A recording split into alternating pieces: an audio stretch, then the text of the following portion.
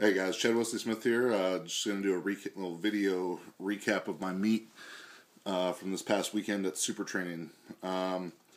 Wasn't the weekend that I was hoping to have, certainly, but first time back on the powerlifting platform in about 15 months and 14 months, and definitely took some things away from it. So that's always a positive.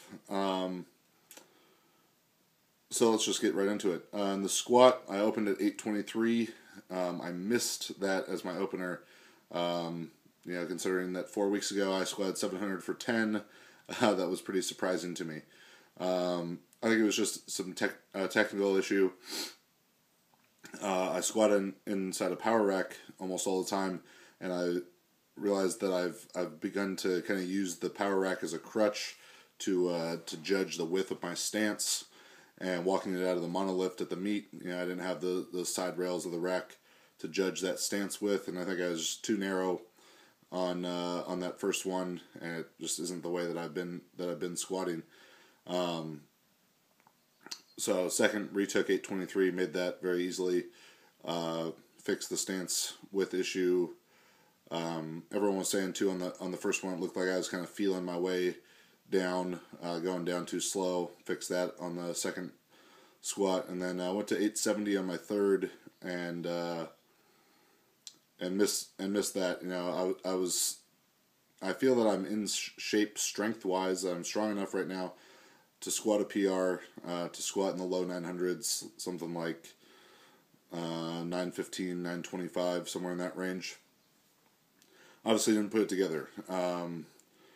Some people will maybe think that these are excuses. This is just kind of me thinking out the reasoning of what I've been doing with my training and what needs to be changed.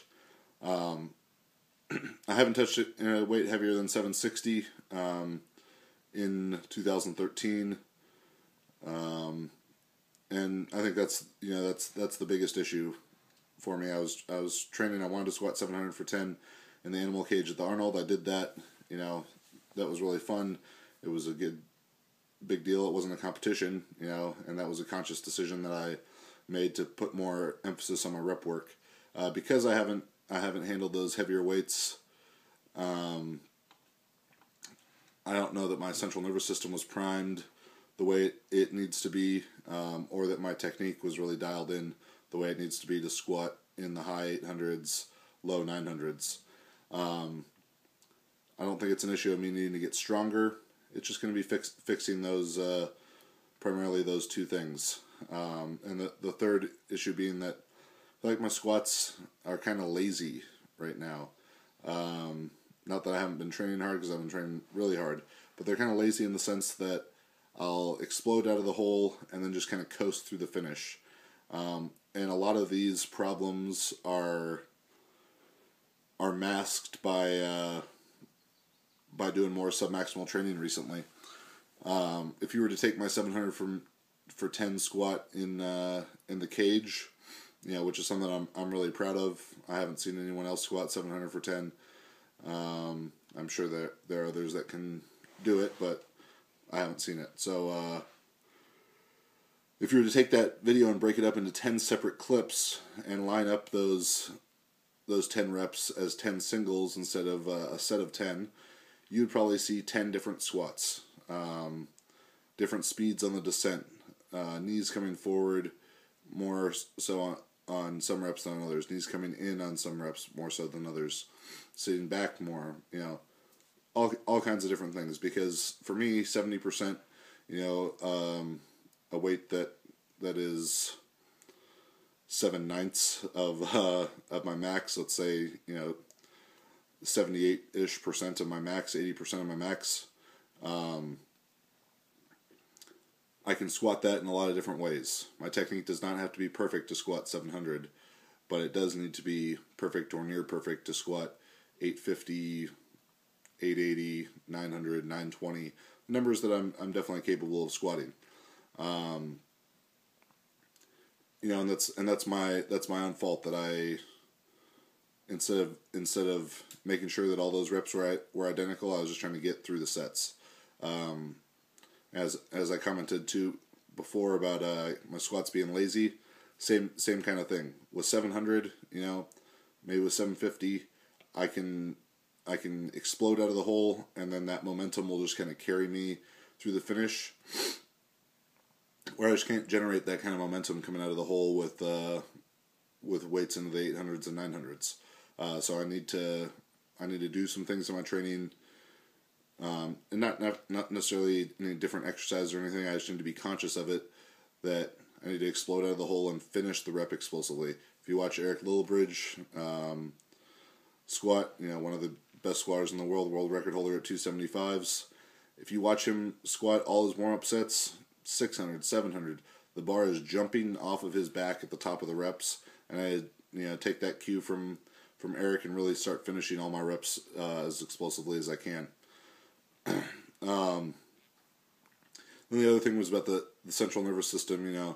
I was expecting that my strongman training, walking with heavy yokes and all that stuff, was going to have my CNS primed to be able to handle a heavy weight and squat, and I just don't think that was the case.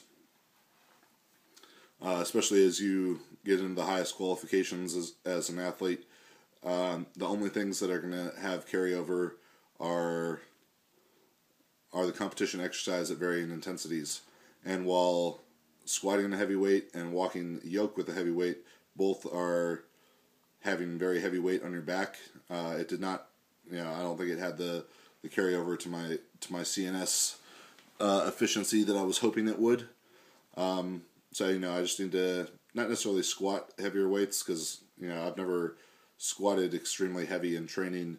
Only squatting 825 before I squatted 905. 825 in the gym before 905 in the contest. But what I did do were heavy walkouts. So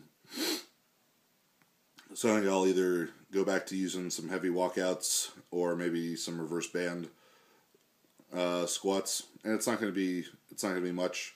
That's probably one training session out of what I've got coming up. Onto the bench. My bench training had really taken a back seat for a long time as I was really trying to address my overhead strength.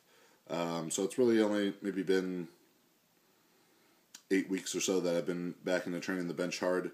So I felt decent about what I did bench press wise. I opened at 463, made that very easily, went to 501 on the second. Got that pretty smooth lift, and went to 518 on a third, which would have been a 3-pound meet PR. Came about 4 inches off my chest and couldn't finish it. Bench wise, I think I pretty much just need to stay the course, keep doing what I'm doing. Probably going to do a little bit more volume of work, which is what I've responded to the best before. I just need to monitor it a little bit more closely than what I did before, as I did suffer an injury. And powerlifting is 50% of my goals right now as an athlete, with strongman representing the other 50%. And while the bench definitely will help my overhead, and the overhead will help my bench, they're also competing for the same energy, same resources. So I just got to be smart about what I'm doing there. But I definitely see the bench is on the rise. It's coming up pretty quick, and I'm sure at my next meet, which is May 18th in Kentucky, USPA Beast of the Bluegrass being promoted by my man Brandon Lilly, that I'll bench in the low to mid fives. And the deadlift. The deadlift, which for me was flying up at the end of 2012, pulled 835 for a single back in late September, and then into December I pulled 785 for a double, and was planning to pull 850 for a single at my next heavy session, and just wasn't going to happen that day. I got to like 765 as my last warm-up set, and it was just a grinder, and I knew 850 wasn't going to happen that day. But that was really the last heavy deadlift that I did, and that was in the first week of January. Again, a conscious decision that I made to put more attention to my squat, to do the 700 for 10, and I'm not going to say it was a mistake. So my opening deadlift was the first deadlift I had touched over 550 pounds since early January. That's just not going to work to pull really heavy. So I opened at 725, made that pretty smooth. Went to 788 on my second, which is a 3-pound meet PR. Missed it, came back to 788 on the third and made it. I'm gonna get back on track with the deadlift training. I got max deadlift coming up in a month at Sun City Strongman on April 20th, which is a Giants Live qualifier. Deadlift's gonna get back on track. Working on technique stuff with Brandon and with Josh Bryant, and they've been a huge help to me always through my training, and deadlift's going to get back to where it needs to be. As far as the rest of the meet, awesome experience. My first meet at SuperTraining, the first time I've been to SuperTraining. Mark has a great thing going up there. It's a great atmosphere, and it was a really awesome meet. One of my young athletes, you guys may know, Kevin Torres, he was up there competing as a very light 181s. So Kevin's 19 years old. He weighed in at 175, squatted 523, benched 363, and deadlifted 551. Got turned down 2-1 on a 374 bench, which I thought was good, and Ed Cohen was the one who gave him the white lights, so that's good in my book. Kevin was coming out of football season and really only had maybe 8-9 weeks of training for this meet. He squatted 565 at 165 before, and he'll be doing another meet here before too long, and I expect him to have really big results there. And another football player that I've worked with quite a bit, Elliot Dole, came down. He did his first meet competing as a 242 in just a belt, and I want to say he went 485, 386, or 485, 380 something, and 500. I don't use deadlift in the training with my football guys, so the first deadlift Elliot had ever done was like 7 weeks ago, and just kind of did this meet on a whim because one of his friends was doing it, but did a good job, and if he wants to be a powerlifter, it'd be a really good one.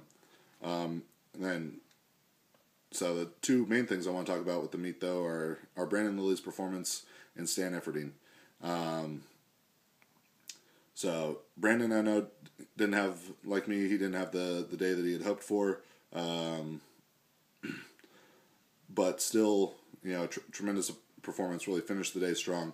Squat 771, missed 832 twice.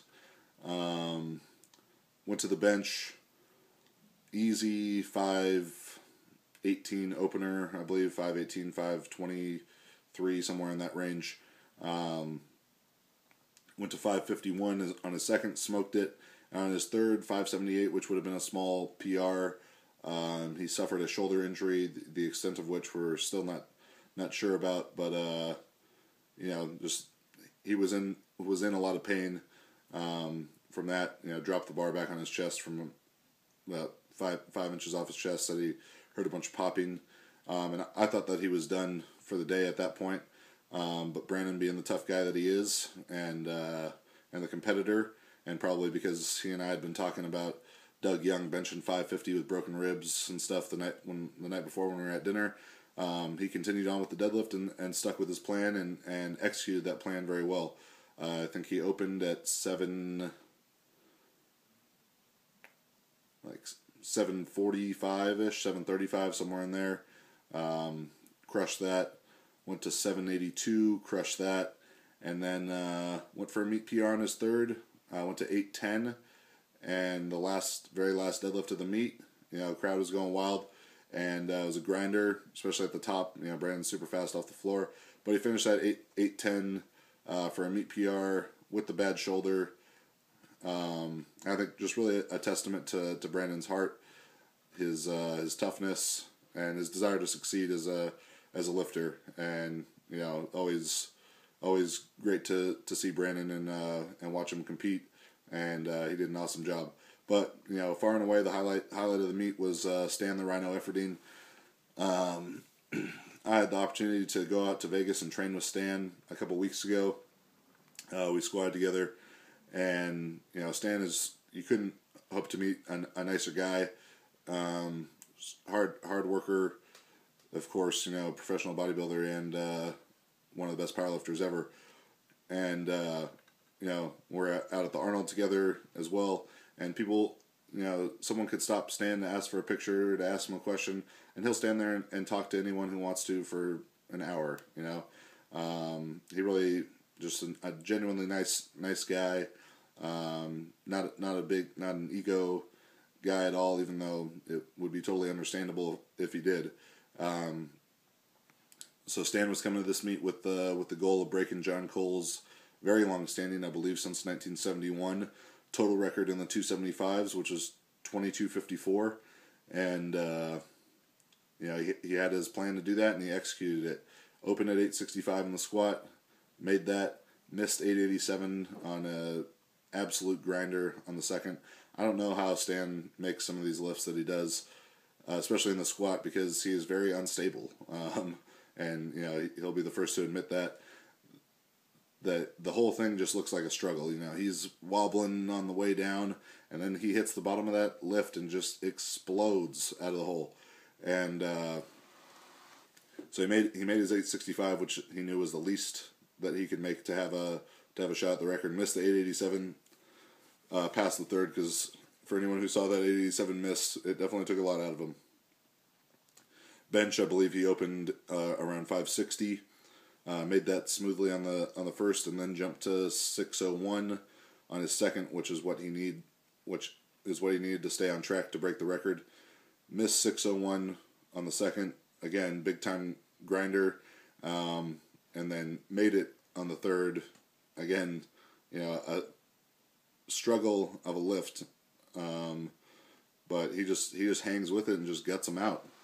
So that set him up to have a shot to break the record with his opening deadlift of 799, and crushed it. Crushed 799 to go to 2259, and then came back on his second and went to 837 to go over 2300. The lightest man to ever do that, and you guys can go on YouTube and watch the lift. I was there watching in person, and it was awesome. There's probably three different points of the lift where you thought he was done, you thought the bar was going to go back down, and that he could have walked away from that, and everyone would have thought, man, he gave that a hell of a ride. And that's just not Stan. He wasn't putting that bar back down until he locked it out, and he made it. Awesome lift. Place is going crazy.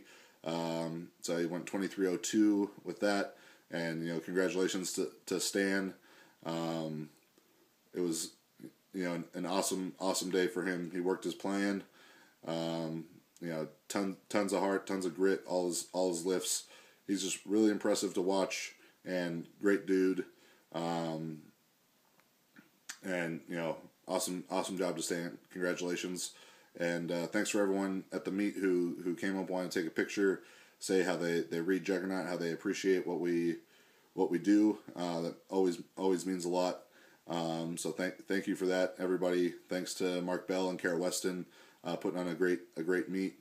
Congratulations to everyone who went out and put it on the line out there.